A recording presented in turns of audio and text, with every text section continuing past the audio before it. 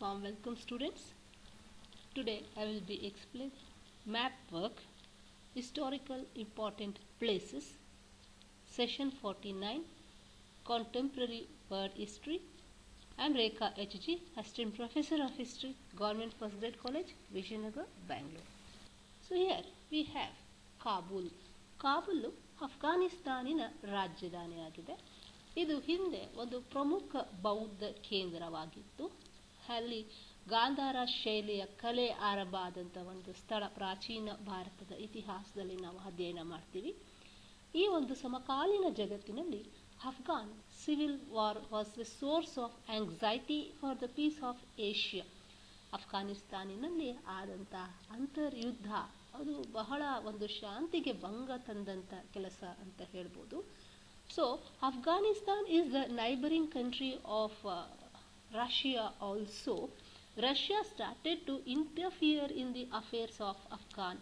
ಅಫ್ಘಾನಿನ ಆಂತರಿಕ ವಿಷಯದಲ್ಲಿ ರಷ್ಯಾ ಒಂದು ಹಸ್ತಕ್ಷೇಪ ಮಾಡಿ ಅಲ್ಲಿ ಕಮ್ಯುನಿಸ್ಟ್ ಸರ್ಕಾರ ಅಸ್ತಿತ್ವಕ್ಕೆ ಬರೋದಕ್ಕೆ ಕಾರಣ ಆಗತ್ತೆ. So that leads to the result in the establishment of the communist government in Russia. Abdul Tariqi becomes the president, and then America, as usual, has a fear of imbalance in the Cold War. She also starts interfering in the Afghan affairs. For that purpose, she will appoint Osama bin Laden to target the Russia. So he will build his own terrorist outfit, Al-Qaeda terrorist outfit. So in the process there was a struggle between the Mujahideens and the communist government. Communist government will lose its power and Russia will come out of the what you called Kabul in around 1987 during the leadership of this great leader of Russia, Mikhail Gorbachev. ಅವರ ಕಾಲದಲ್ಲಿ ಅವರು ಈ ಒಂದು ಅಫ್ಘಾನಿಸ್ತಾನ್ ಕಾಬೂಲ್ನಿಂದ ಹೊರಗೆ ಬರ್ತಾರೆ.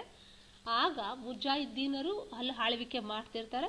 ನಂತರದಲ್ಲಿ it is ತಾಲಿಬಾನರು, ಇವರು ಭಯೋತ್ಪಾದಕರು, ಪಾಕಿಸ್ತಾನ್ನಿಂದ ಟ್ರೈನಿಂಗ್ಗೆ ತಗೊಂಡು ಬಂದಂಥ ಭಯೋತ್ಪಾದಕರು. They are trained by the Pakistan and they will form the government. ಅವರು ಸರ್ಕಾರವನ್ನು ಮಾಡ್ತಾರೆ. ಅಫ್ಘಾನಿಸ್ತಾನಲ್ಲಿ ಕೇಂದ್ರ ಕಾಬೂಲೇ ಆಗಿರುತ್ತೆ. So they ruled between 1992 to 2002. Taliban ಸರ್ಕಾರ ಒಸಾಮಾ ಬಿನ್ ಲ್ಯಾಡನ್ಗೆ ಅವರು ಆಶ್ರಯವನ್ನು ನೀಡಿರ್ತಾರೆ ತಾಲಿಬಾನ್. ಆ್ಯಂಡ್ ನಂತರ ಯಾವಾಗ ಟ್ವಿನ್ ಟವರ್ ಬ್ಲಾಸ್ಟ್ ಆಗತ್ತೆ, ಅಮೇರಿಕಾನಲ್ಲಿ ವರ್ಲ್ಡ್ ಟ್ರೇಡ್ ಟವರ್ ನಾಶ ಆಗತ್ತೆ, ಆಗ ಅಮೇರಿಕಾ ಕಾಬೂಲಿನ ಮೇಲೆ ದಾಳಿ ಮಾಡುತ್ತೆ 2001ರಲ್ಲಿ. Another important place is Helsinki. This is a capital of Finland. ಇದು ಫಿನ್ಲ್ಯಾಂಡಿನ ರಾಜಧಾನಿ. 1975ರಲ್ಲಿ European security and cooperation treaty ಸಹಿ ಆಗುತ್ತೆ.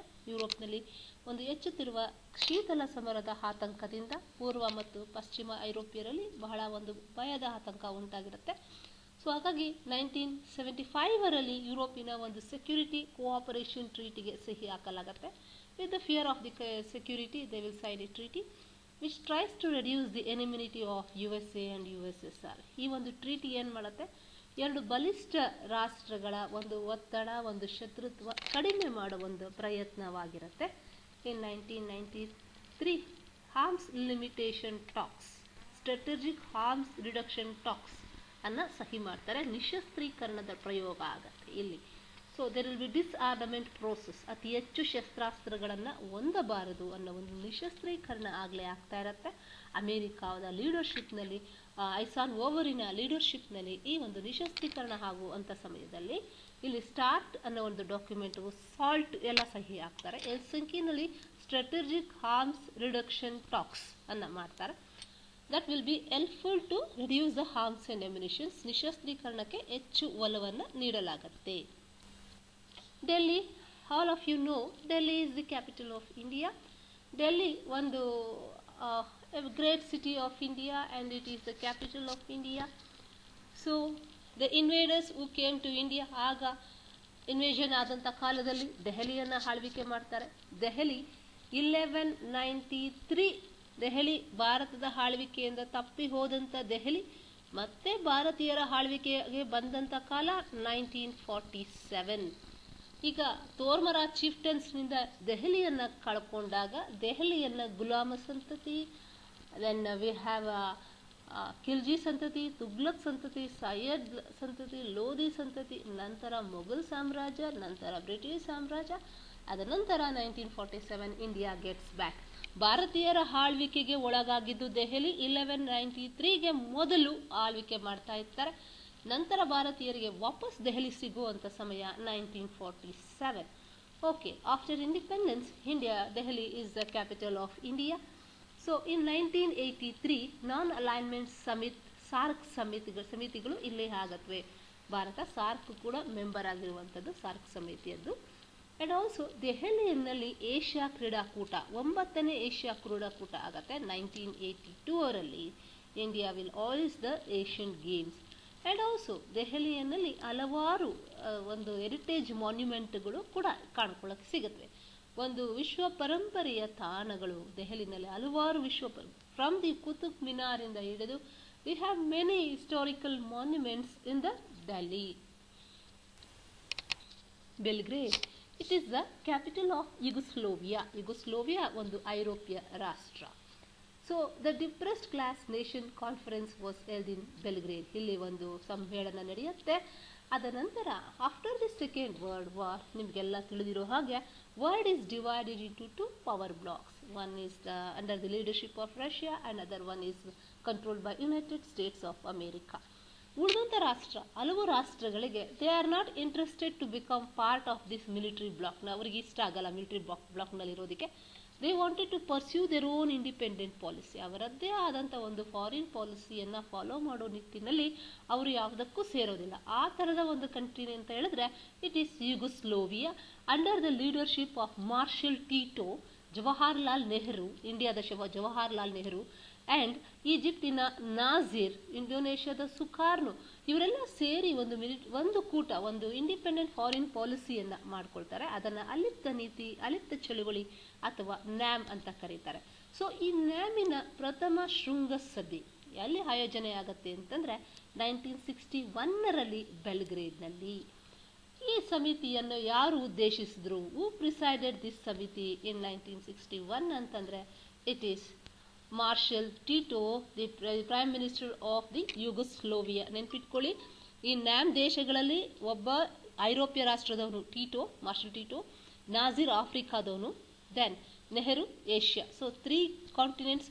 ಅಂಡ್ ಆಲ್ಸೋ ಕ್ಯೂಬಾ ಕೂಡ ನ್ಯಾಮ್ ಅನ್ನು ಅಕ್ಸೆಪ್ಟ್ ಮಾಡ್ಕೊಂಡಿರ್ತಾರೆ. Moscow. So this is the capital of Soviet Union and Russia. ನಿಮಗೆಲ್ಲ ಗೊತ್ತಿದೆ, ಸೋವಿಯತ್ ಮೊದಲಿಗೆ ರಷ್ಯಾ ಆಗಿತ್ತು, ನಂತರ ಸೋವಿಯತ್ ರಷ್ಯಾ ಆಯಿತು, ನಂತರ ಈಗ presently it is Russia. It is a very big country. Area wise ವ್ಯಾಪ್ತಿನಲ್ಲಿ ಅತಿ ದೊಡ್ಡ ರಾಷ್ಟ್ರ ವರ್ಲ್ಡ್ಗೆ. ಸೊ ತನ್ನ 2 ಕಾಂಟಿನೆಂಟಲ್ಲಿ ಇರುವಂಥದ್ದು ಏಷ್ಯಾ ಮತ್ತು ಯುರೋಪ್. ಸೊ ತನ್ನ ರಾಜಧಾನಿ ಮಾಸ್ಕೋ ಯುರೋಪ್ನಲ್ಲಿ ಇರುವಂಥದ್ದು. ಇಲ್ಲಿ 4 power declaration on UN security of the world sign ಆಗುತ್ತೆ ಮಾಸ್ಕೋನಲ್ಲಿ in 1945 by United States, Soviet Union, Britain and China. ಅದೇ ರೀತಿ ಮಾಸ್ಕೋನಲ್ಲಿ 1980ದ ಒಂದು ವೆನ್ಯೂ ಆಗುತ್ತೆ. ಒಲಿಂಪಿಕ್ಸ್ ಕ್ರೀಡಾಕೂಟವನ್ನು ಸಂಯೋಜನೆ ಮಾಡಿದಂಥ ರಾಷ್ಟ್ರ ಕೂಡ ಆಗುತ್ತೆ ಈ ಒಂದು Russia.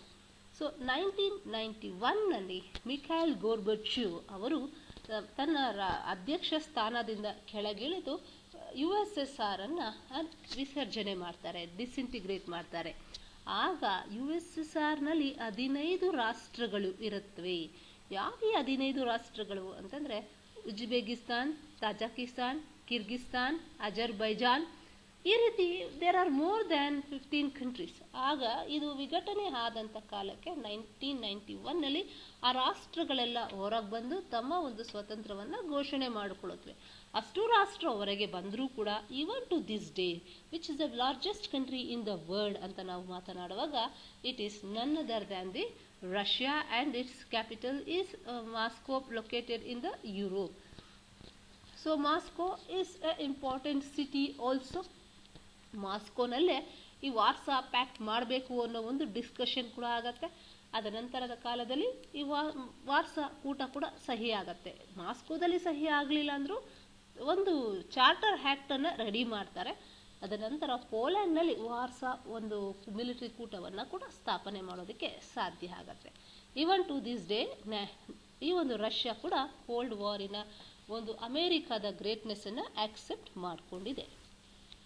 Another important place is Camp David. ಇದು ಒಂದು ಕ್ಯಾಂಪ್ ಡೇವಿಡ್ ಅಂದರೆ ಒಂದು ಕ್ಯಾಂಪ್ ಹಾಕೊಂಡು ಕೂತ್ಕೊಳ್ಳೋದಲ್ಲ.